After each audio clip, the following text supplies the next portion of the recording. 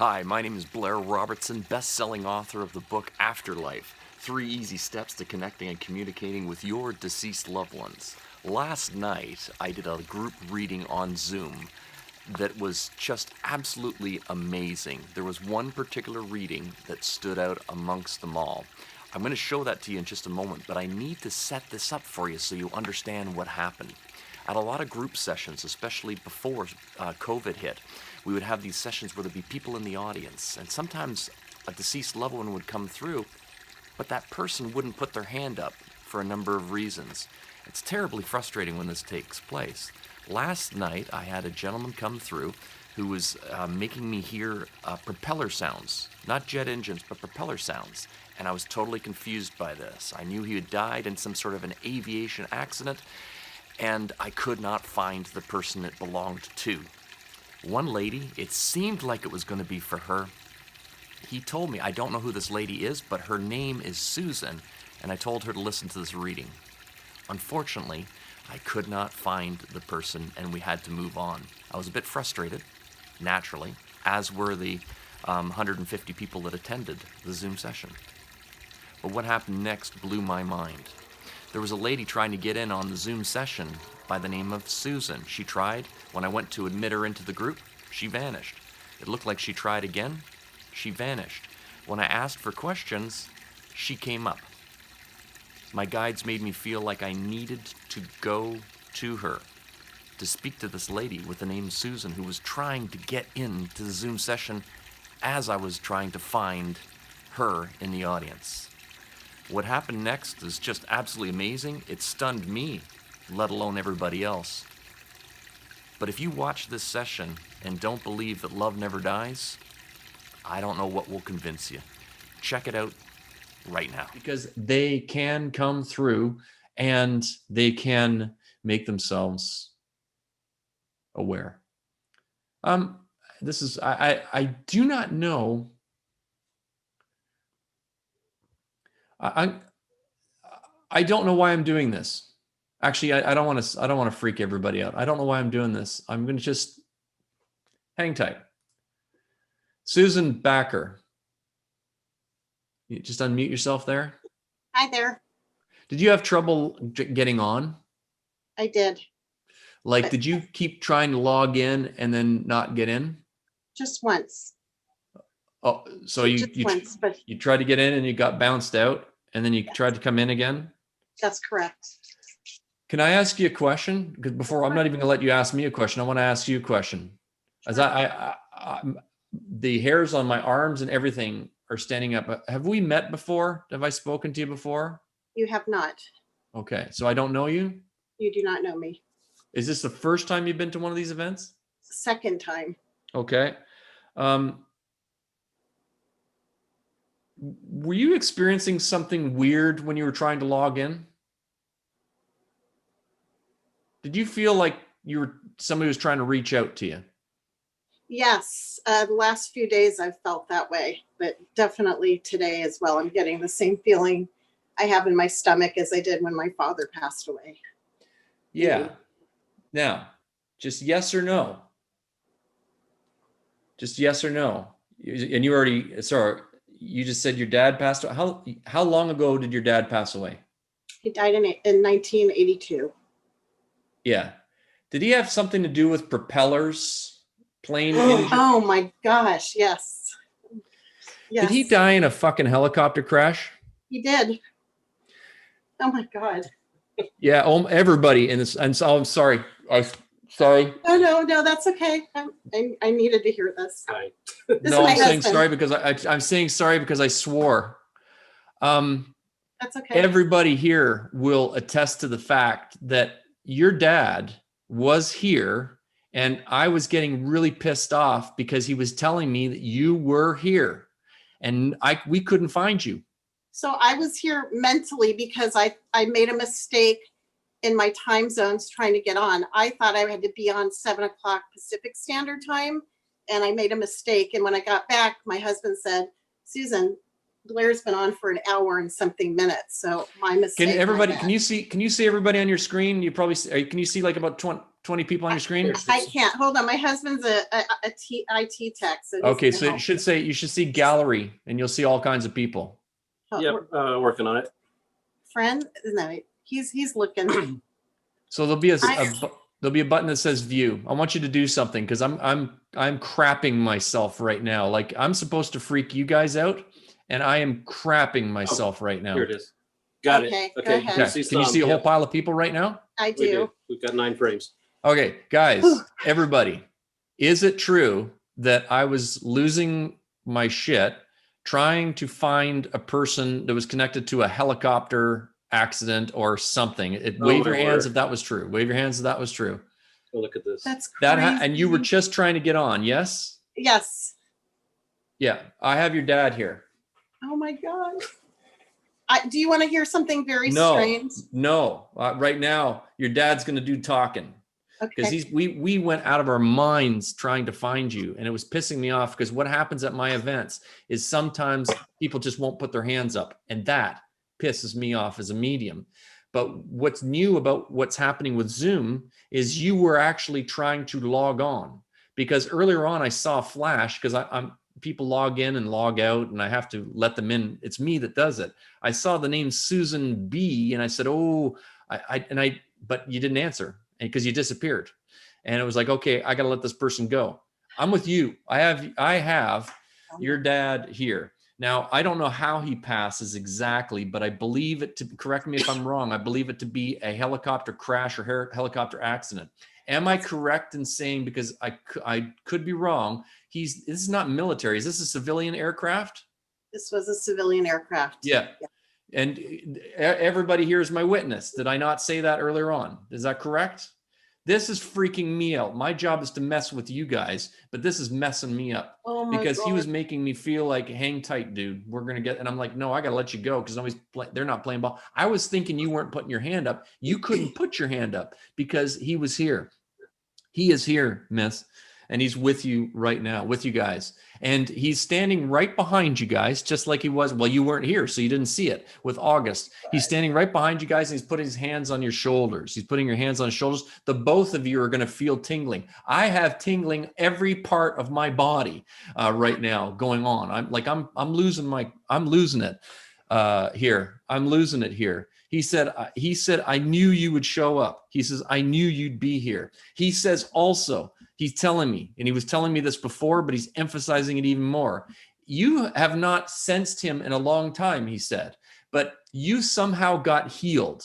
Am I correct in saying that you've either attended one of my events or you've been following me and you've now been more open? Would that be a correct statement? I'm not looking for a compliment myself because I just see myself as the orchestra leader, but you attended because he thanked me earlier on saying thank you because I helped you, but I don't know you. So you must have attended an event and then you got that healing. And then he says that when you opened up, he's been sending you signs. He's been showing himself to you recently. I believe, if I'm not mistaken, he's been coming to you in visions like dreams, sleep connections, correct? That's correct. Yes. Do you guys have a dog?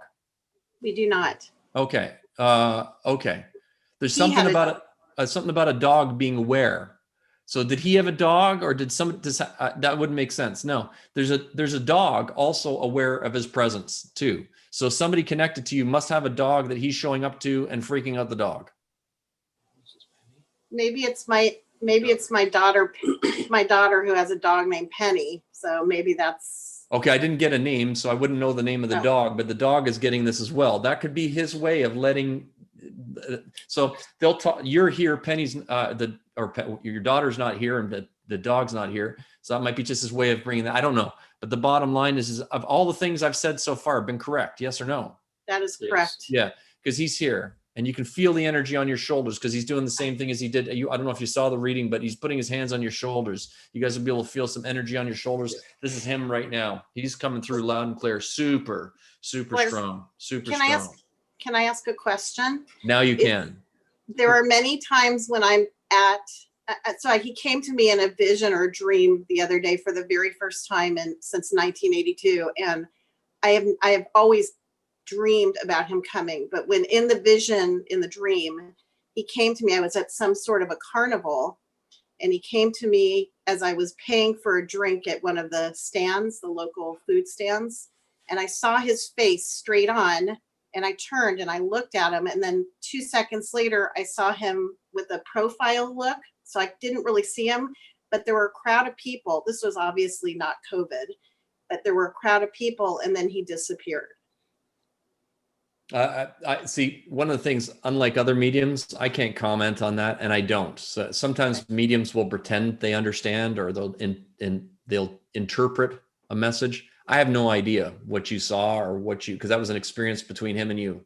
But there'd be a connection to some sort of either a carnival or some fun or something enjoyable or entertaining or something happy that he was showing you. But the distinction is you could see his face clearly. Yes. I saw his face for the very first time since he died. Clearly. Yes, yeah. But that's because, so what I'm trying to tie in here, or more accurately, what he's trying to tie in is that, and I've been teaching this and preaching this for ages. You're one of my favorite people to talk to, because you went all this time never having experienced him, but you were, as the question was just asked a few moments ago, because you were open, you allowed that healing to take place. So I don't know what happened at one of my previous events, and it has nothing to do with me. Just understand it's like my event, but I mean, you could have seen any medium. You made a decision to open up and allow spirit to flow through. That's why he flowed through. You opened the door to let him come in and heal you. And because you did that, you healed yourself. It has nothing to do with me. My event, sure, I'll take credit for that, but you allowed that to come through. And because of that, he wants to honor you. And that's why he made such a concerted effort to grab you tonight. And because of technology and time, and you can't tell time. And that's, so, he's kind of shaking his head about that. I mean, clocks on the wall usually are pretty accurate, but whatever. The thing is that you, thank God for your husband, sir. Thank you. You can tell time. The thing is you made it. But the thing what's freaking me out is you were coming in at that time. And even if this was prearranged, which it's not, I don't know you. There's no way I could have known this stuff. Even if it was prearranged, I wouldn't be looking for you if I knew you weren't in the room. So it's like he hunted you down like a dog and found you, and he's pouring love all over you. So this is a beautiful reading. If this doesn't convince people that there's life after death, you might as well sign off right now and I don't know, go watch some Netflix. Susan, can you feel him with you now?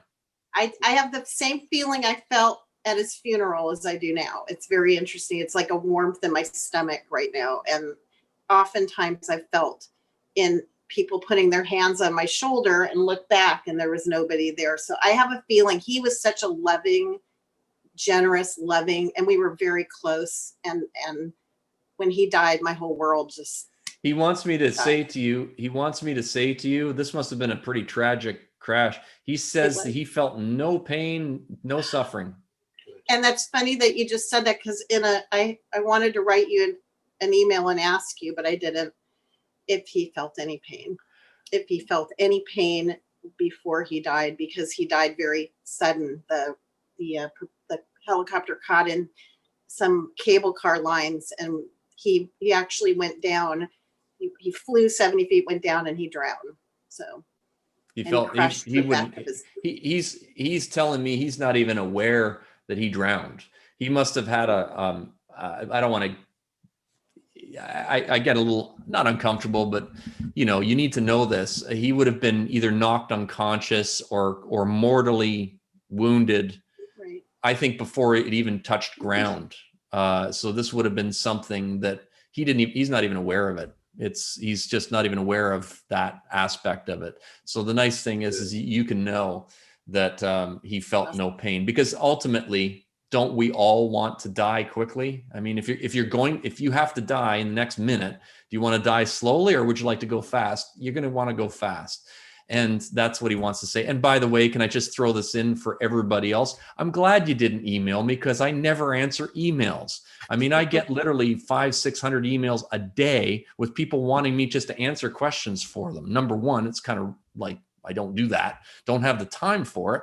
But it's not like I'm trying to be rude, but I never would answer your question, because this is where you're supposed to be here, and you're getting the message now. And I'm telling you, you're not here by accident. I know this message has healed others. Again, I'm not one of those guys that like tries to be the cool reading or the, you know, that what they call in the business, the hits, but holy crap, this was a hell of a hit tonight. People are going to be That was talking my dad. about this.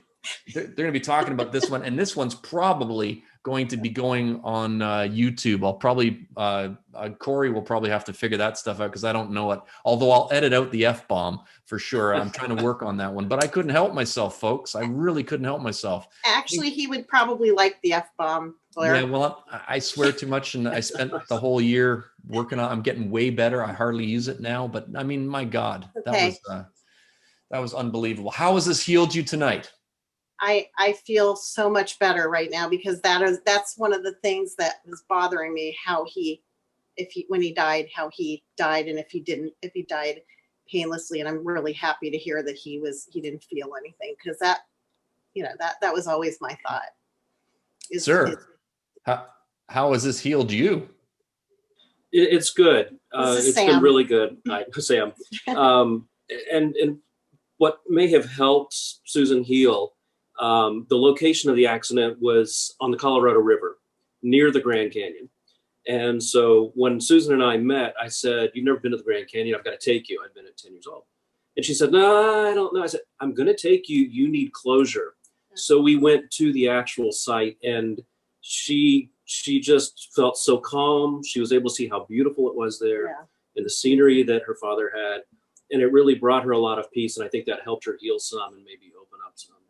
Well, you're a beautiful soul, sir, because I really do believe that does bring peace at the right time. Obviously, Yes. he died a long time. I don't recommend going to a death site the next day after somebody's died, No.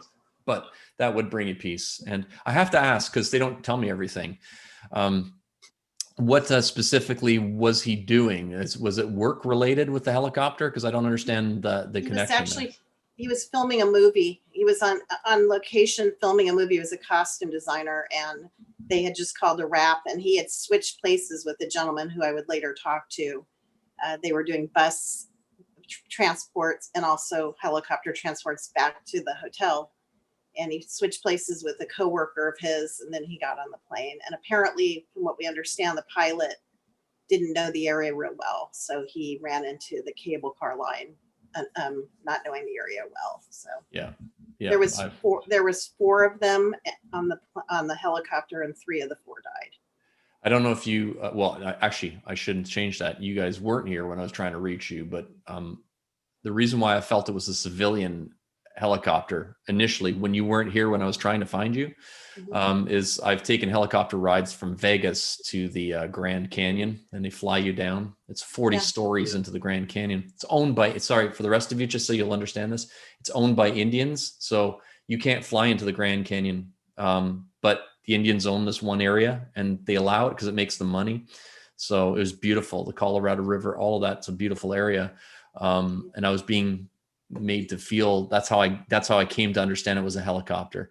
That's how he revealed it to me. But I didn't make the click that he was showing me that, obviously, because that's where it took place. It didn't click in. See, a lot of people think as a medium, I know everything. So he was showing me that. I missed it. So you guys are all witnesses. I missed the fact that he was showing me that so that I would get it. Anyway, but again, if that doesn't prove to you guys that love never dies, nothing will. Nothing will. Thank you. Thank you. No, I'm definitely going to post this because this will help people. This will help people understand just how powerful these messages can be and how healing they are. But I need you to know, Susan, you deserve the credit. This is what I try to teach. You healed yourself by being open. You healed yourself by willingness to have that connection with him. And that's what opened the door for him. So I did nothing. I just validated what you did.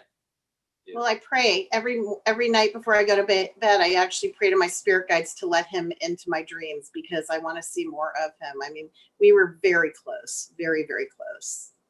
But again, that's when you weren't here for this one. It's an unintentional block. Somebody was asking about an unintentional block. That's what you had because you didn't realize that you weren't being fully open to it. Again, you deserve credit for it. Not me, you. I'm honored that you got healed at one of my events and tonight, but I thank you. Thank you so much. This People are going to be talking about this one on Facebook tonight. I'll tell you this one. Yeah. Cool. Hey guys, if you do talk about it tonight, don't mention the F-bomb. Okay. I'm trying to just, let's pretend that didn't happen. Okay.